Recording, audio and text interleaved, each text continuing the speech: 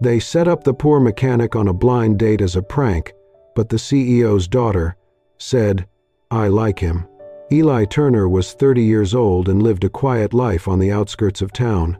A skilled mechanic with strong hands and a gentle nature, he spent his days fixing cars and his evenings caring for his aging mother. He did not go out much. He did not dress up. He stayed off dating apps and rarely talked about romance. What he did, day in and day out, was offer help to anyone who needed it, expecting nothing in return. At the garage, a group of younger men from a nearby office often stopped by during their lunch breaks. They liked Eli, in a distant sort of way, but found his simplicity amusing. His outdated clothes, his cluelessness around women, his habit of bringing the same sandwich every day. "He probably thinks a date means changing oil together," one of them joked once, making the others laugh. Then one day, they had an idea. "Let's set him up on a blind date," one said, grinning. "Somewhere fancy. See what happens when a woman way out of his league just walks." They crafted a fake program, something like Workers' Appreciation Blind Date. They told Eli he'd been nominated by a secret admirer. The prize? Dinner at one of the fanciest restaurants in town and the chance to meet someone special. Eli was confused but touched. He never thought of himself as date-worthy. But that night, when he told his mother, she smiled gently and squeezed his hand. "Maybe it's time," she said. "You never know. There could be someone out there who sees you the way I do." And so Eli agreed. On Saturday, he spent the morning getting ready. He picked out the best clothes he owned, a white button-up shirt, freshly ironed despite a faint oil stain on the sleeve, left there from fixing a kid's bike chain last fall. His khakis were snug, his sneakers old but clean. He looked in the mirror and gave himself a small nod. That evening, he arrived at Maison de Lumière, a place of glowing chandeliers and marble floors. Inside, everything sparkled. People moved, like they belonged there. Eli, holding his breath, stepped in and gave his name. The host led him to a small table by the window. He sat quietly, glancing at the menu but too nervous to read. 15 minutes passed. Then, she arrived. Tall, beautiful, dressed in designer heels and confidence. She walked up, scanned him from head to toe. Her eyes paused at the oil stain. She didn't sit. "I don't think you're the kind of man I was expecting," she said, voice cool. Then she turned and walked away. Eli stared at the empty chair. His shoulders sank. His eyes dropped. He stayed that way for 5 seconds. Just 5. But it felt like the world had stopped. Then he exhaled, sat up, and looked out the window. A waiter approached. "Sir, would you still like to order?" Eli nodded slowly. "Yeah, I'll take the pepperoni pizza, just for me tonight." The waiter walked away. Eli sat back, trying to let it roll off. Maybe this was just his place in life. Quiet, small, invisible, but still he smiled faintly. "Guess it's dinner for one," he whispered to himself. And outside, the city kept moving. He didn't know it yet, but something extraordinary was about to walk through those same doors. Eli was halfway through his pizza, the warmth of melted cheese doing little to ease the sting in his chest. He had been trying to enjoy it, telling himself it was just another meal, just another night. The voices of diners faded into a distant hum as he stared out the window, watching the evening slip by. Then came a small, clear voice behind him. "Mommy, I like him. Can we sit with him?" Eli turned slowly, unsure if he had heard right. A few feet away stood a woman holding the hand of a small child. The little girl looked no older than 3, with soft brown curls and curious eyes. She was pointing directly at him. The woman beside her was striking in a quiet, graceful way. Her blonde hair curled softly past her shoulders. She wore a simple cream-colored dress, but what caught Eli most was her expression, elegance edged with something heavy. Sadness, maybe, or weariness deeper than tiredness. Their eyes met, a flicker of surprise, then mild embarrassment. "I'm so sorry," she said quickly. She tends to say exactly what she's thinking. I hope she didn't bother you." Eli straightened. He looked at the girl, now smiling at him, swaying slightly in her mother's grip. "No, not at all," he said, a smile forming. "It's nice." There was a pause. The woman looked at her daughter, then at the empty seat across from Eli. "If you don't mind," she said, "could we join you? Just for a bit?" Eli hesitated, not because he didn't want company, but because he couldn't quite believe it. Someone like her, sitting with someone like him? Still, he nodded. "Sure. Please."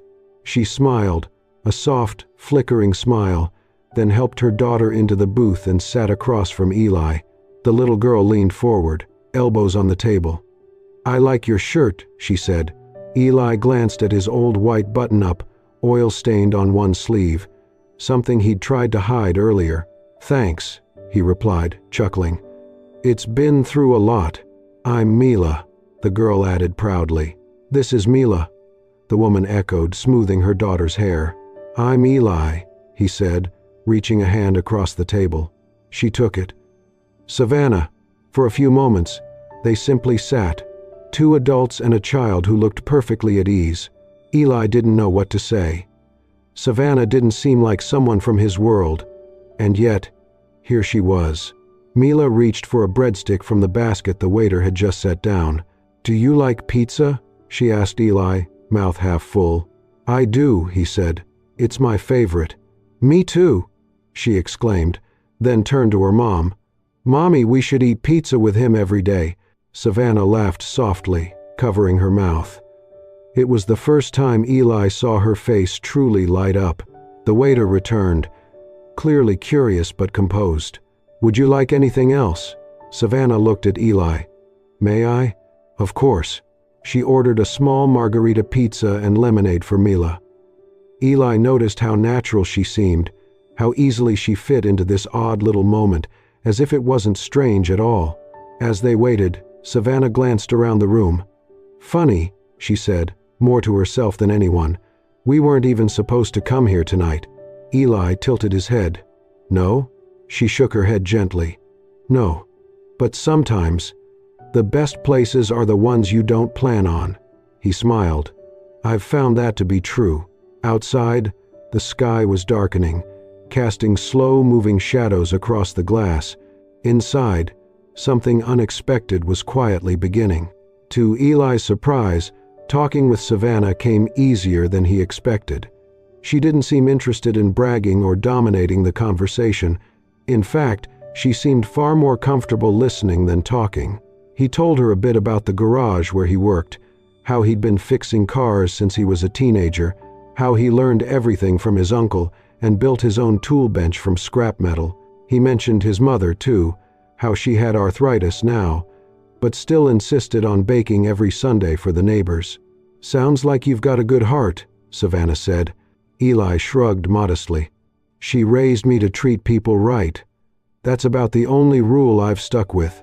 Savannah smiled, but there was something in her eyes, something Eli couldn't quite read, like she was present but also far away.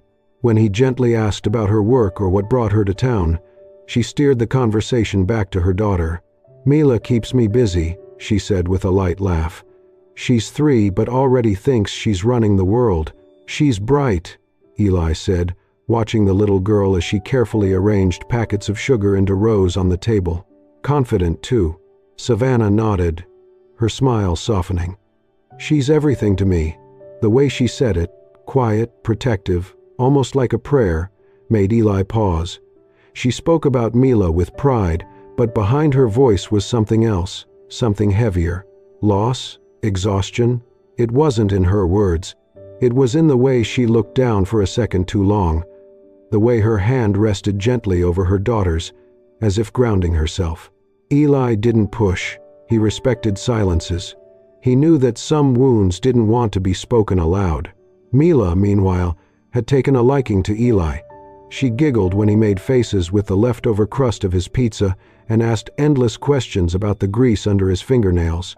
"Do you fix rocket ships too?" she asked between bites. "Only the small ones," he replied with a wink. Savannah laughed. It wasn't a polite laugh, It was genuine, warm. Eli found himself smiling more than he had in weeks.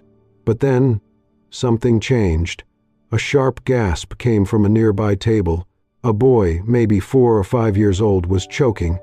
His mother stood up, panicked, calling out his name. The father fumbled helplessly, unsure what to do. Utensils clattered. The room froze. Eli was already on his feet. He moved quickly but calmly, stepping around Savannah and Mila. As he reached the boy, he gently placed a hand on the father's shoulder and nodded. "It's okay. I've got him." The boy was turning red, unable to breathe. Eli knelt behind him, wrapped his arms around the child's torso, and performed the Heimlich maneuver. 1, 2, 3 sharp compressions, and then the boy coughed, hard. A piece of food flew from his mouth and hit the table. The child gasped in a breath. A ripple of relief spread through the room. The mother pulled her son into her arms, crying and thanking Eli again and again. Applause broke out from several tables. Eli stood, brushing off his hands awkwardly, clearly not used to being the center of attention. He offered a brief nod, then returned to his table like nothing had happened. Savannah was staring at him, not with surprise, but with something deeper. "You just knew what to do," she said softly. "I learned it a while back," Eli replied, sitting down. "Did some volunteer training at the community center. Figured it might come in handy one day." Savannah blinked. "Most people would panic. You didn't even flinch." He shrugged again. "I guess I just wanted to help." She looked at him differently now, with admiration, with gratitude, and perhaps with the first stirrings of something more. Mila, unaware of the gravity of the moment, clapped her hands. "Yay, rocket ship fixer saves the day," Eli chuckled. Savannah leaned forward, her eyes steady on his. "I don't know many people like you," she said. Eli didn't know what to say to that. So, he just smiled. Sometimes, words weren't needed. Savannah Langford couldn't stop thinking about him. As she drove Mila home from the restaurant that night, the lights of the city blurred across the windshield. Mila hummed softly in the back seat, full from her pizza and already dozing off. But Savannah's mind was elsewhere, replaying every moment of the evening they had just shared. There was something different about Eli Turner. He was kind in a way that felt honest, simple but never small. And when he had saved that little boy with calm, sure hands, something inside Savannah shifted. That night, after kissing Mila goodnight and tucking her in, Savannah poured herself a cup of tea and settled by the wide window of their luxury apartment. The skyline shimmered beyond the glass. Her blonde curls, a little tousled now, glowed under the soft lamplight. She sat silently, fingers curled around her mug, letting the stillness pull at memories she hadn't touched in years. She was Harold Langford's only daughter, CEO of Langford Motors. Her childhood was scheduled and spotless, expectations high, mistakes unacceptable. When she married young, it wasn't just about love, it was escape. She hoped someone might see her, not the heiress, not the title, but the real girl beneath the polish. But her husband hadn't been that person. The marriage dissolved quickly. She was left with a child, a shattered reputation, and headlines like "Heiress turned single mom." They painted her as a spoiled woman who made bad choices. They didn't see the quiet heartbreak, the sleepless nights, the shame. Since then, she'd built walls, composed, controlled, untouchable, until Eli. Then fate decided to step in again, unexpected, uninvited. A few days later, Savannah was driving Mila to preschool when warning lights blinked red on the dash. The car stuttered and stopped in the middle of a busy street. Horns blared. Engines revved behind her. Her heart pounded. "Mila, stay buckled, okay?" she said, forcing calm into her voice. She was reaching for her phone when a beat-up pickup truck pulled in behind her, and Eli stepped out. He walked to her window, wiping his hands with a rag. "Need a hand?" he asked, smiling. Savannah let out a breath she hadn't realized she was holding. "You again," he chuckled. I'm starting to think your car likes me." Before she could answer, the back door flung open and Mila jumped out, sprinting toward him. "Grease superhero," she squealed, throwing her arms around his legs. Eli laughed and bent to hug her. "My favorite sidekick." Savannah climbed out of the car, shaking her head, eyes fixed on her daughter. "She never does that," she murmured. "Not even with family." Eli looked at her. "Smile soft. Kids know." He popped the hood, quickly diagnosing the issue: a loose sensor cable. Within minutes, he had it fixed. "All set," he said, wiping his hands. "Should be good to go." Savannah reached for her wallet. "Let me." Eli stopped her gently. "No, just glad I was nearby." At that, Mila dug into her backpack and pulled out her sticker sheet. She peeled off a shiny gold star and stuck it right over Eli's shirt pocket. "This is your hope star," she said. "You're a good person, and good people should always have hope." Eli froze, then crouched down slowly, eyes level with hers. "Thank you, Mila," he said softly. "That means a lot." Savannah blinked quickly, turning away under the guise of fixing her purse. Her eyes stung. It had been so long since anyone had treated her child, not like an accessory or an inconvenience, but like someone precious. Eli didn't perform kindness. He lived it. As he waved goodbye and drove off, Savannah stood on the sidewalk with Mila's small hand in hers. She watched his old truck disappear into the city traffic, and for the first time in what felt like years, she felt something quiet and terrifying rise in her chest. She felt safe. With him, rumors have a way of circling back, especially in a small, working-class neighborhood like the one around Eli's garage. After several run-ins between Eli and the elegant woman with the golden-haired child, whispers started up again. The same group of young men who had orchestrated the prank began to notice something they hadn't expected. Eli wasn't embarrassed. If anything, he looked connected to her. They saw her SUV pull up more than once, saw her get out, saw the little girl run to Eli like he was family.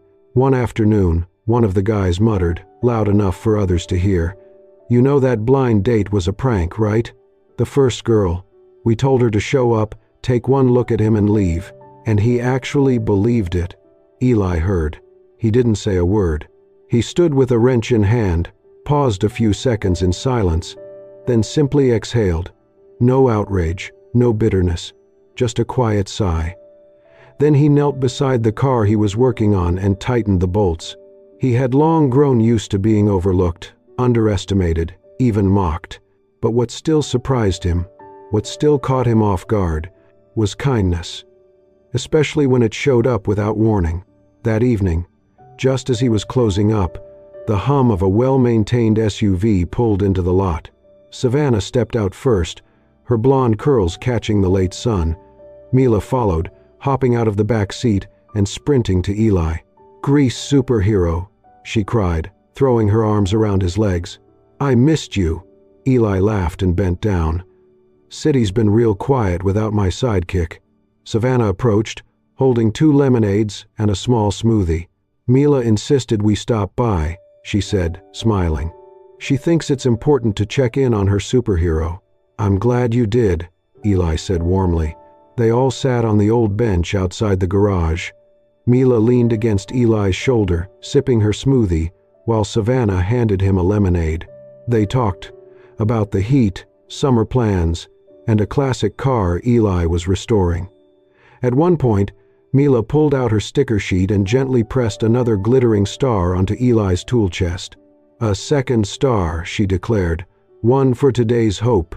Savannah watched him closely. The way he listened without interruption, how he looked at Mila like she was the most important person in the world. But she also noticed a shadow behind his smile, a quiet weight. She didn't ask, didn't press, she just stayed, and that meant more to Eli than she would ever know. As the sun began to dip lower, they rose to leave. Eli walked them to the SUV. Savannah unlocked the doors, and Eli crouched beside the rear tire. "This one's a little low," he noted. Before she could respond, he grabbed his air compressor and topped it off. "You always do that?" Savannah asked, half amused. Old habit, Eli said. Makes me feel better knowing you and Mila are safe out there. In the golden light of early evening, the scene almost looked like a painting. Eli wiping grease off his hands, Mila sitting on the edge of the SUV, feet swinging as she hummed, Savannah watching quietly with a hand shielding her eyes. Then Mila looked up at Eli and said, completely unprompted, "You're a good person. Mommy says good people should always get good things." Savannah blushed. "Mila," but the little girl wasn't finished. "I want to see you every day." Eli smiled, his voice soft. "You're going to spoil me, you know that?" And in that moment, the world felt still. No titles, no class, no stories. Just a man, a woman, and a child in a sunlit garage. Later, as Savannah drove home with Mila fast asleep in the back seat, she caught her reflection in the rearview mirror. Her lips curved into a quiet smile. "Maybe," she whispered. "This is what it feels like when something good starts." At the same time, Eli turned off the garage lights. He looked at the star Mila had given him, glittering faintly on his toolbox. He ran his finger over it, then smiled to himself. "Good things," he murmured. "Maybe they're not so far after all." The rumors had spread further than anyone expected. Word of Savannah Langford being seen more than once at a modest auto garage, talking, smiling, even sitting close to a man in grease-stained clothes, reached the upper floors of Langford Motors and, inevitably, the office of its CEO, Harold Langford. He was not a man who missed details, especially when they involved his daughter. And once the whispers suggested scandal, he acted quickly. It took him a single phone call to learn who Eli Turner was. A name, a workplace, a simple life, enough for him to form a judgment. So one afternoon, while Eli was under an aging sedan, wrench in hand and the radio humming, a sleek black luxury car rolled into the garage lot. He didn't notice it until a pair of polished shoes appeared beside the wheel he was tightening. Sliding out from under the car, Eli wiped his hands and stood, then froze. The older man before him was tall, composed, dressed in a tailored navy suit worth more than the sedan Eli was repairing. His silver hair was neatly combed back, his eyes sharp and scrutinizing. "Eli Turner," the man said, as though confirming it. "Yes, sir," Eli replied cautiously. "I'm Harold Langford," he said. "Savannah's father." A quiet alarm flickered inside Eli, though he kept his expression steady. Mr. Langford surveyed the garage, the chipped paint, the scattered tools, the oil stains on the floor. "This is where you work?" he asked. He already knew. "It is," Eli answered simply. Langford crossed his arms. "I'll be direct. I don't like surprises. And I know men like you. You see someone like my daughter and think, here's my way up." Eli said nothing. "Savannah's been through enough," Langford continued. "She doesn't need someone playing hero or trying to win her with a sympathy story." Eli met his gaze. "I never tried to win her. We met by chance. Everything since then has just happened naturally. I haven't asked her for anything." Langford stepped closer. "Well, I'm asking you now. Walk away." Eli didn't flinch. "With respect, sir. Savannah chooses for herself. I'm not controlling anything." Langford's jaw tightened. He cast one more disdainful glance at the garage, then turned sharply and walked back to his car. The engine purred, and he drove off, leaving Eli standing alone in the settling dust. Later that evening, Savannah arrived at her father's penthouse, summoned under the pretense of a casual dinner. But it was anything but casual. He brought it up as soon as the food was served. "I visited him today," he said without looking at her. Savannah's hand stilled. "Eli? He's a mechanic, Savannah. He works in a shack that leaks oil.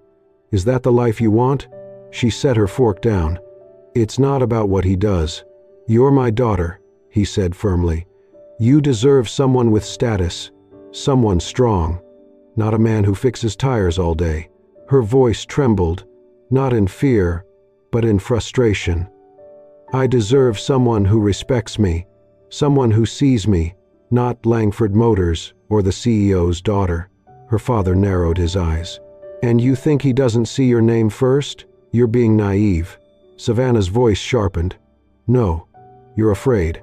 Afraid I might choose someone who makes me feel safe, and you won't be able to control it. Harold stood abruptly, his chair scraping the floor.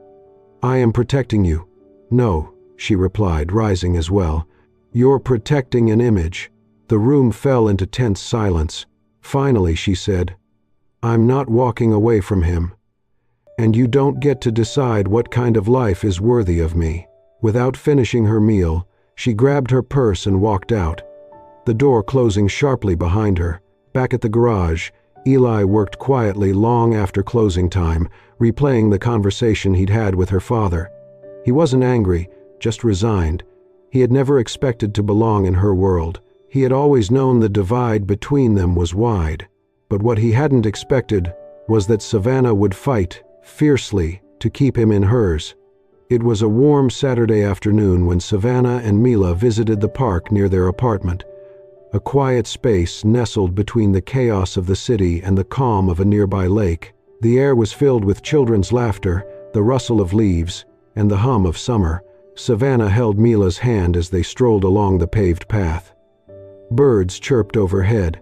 Mila skipped every few steps, pointing at dogs, flowers, and butterflies. For the first time in days, Savannah felt her chest loosen. Then, just ahead, she spotted a familiar figure crouched beside a woman with a crying toddler and a toppled stroller. The stroller's front wheel was bent inward, clearly broken. The woman looked overwhelmed, struggling to calm her child and manage the mess. Eli was already there. He had a wrench in one hand, his tool bag beside him on the grass. He spoke gently to the woman, offering a smile of reassurance as he realigned the wheel, adjusted the axle, and tightened a few bolts with calm, practiced ease. Savannah stopped in her tracks. Mila gasped, her whole face lighting up. Without hesitation, she let go of her mother's hand and bolted forward. "Grease, superhero," she called out, arms wide. Eli looked up, surprised, and then grinned as Mila threw herself against his legs. "Hey, Mila," he laughed, catching her easily. "What are you doing here, sidekick?" "I came to the park," she said proudly. "But now it's better because you're here." He chuckled, brushing a leaf from her hair. Savannah approached slowly, her heart tugging as she watched them. There was something so natural about it, Mila clinging to Eli like he belonged in her life. And then, out of nowhere, Mila blurted it out. "I like him," she declared loudly, looking up at her mother. "You like him too, Mommy."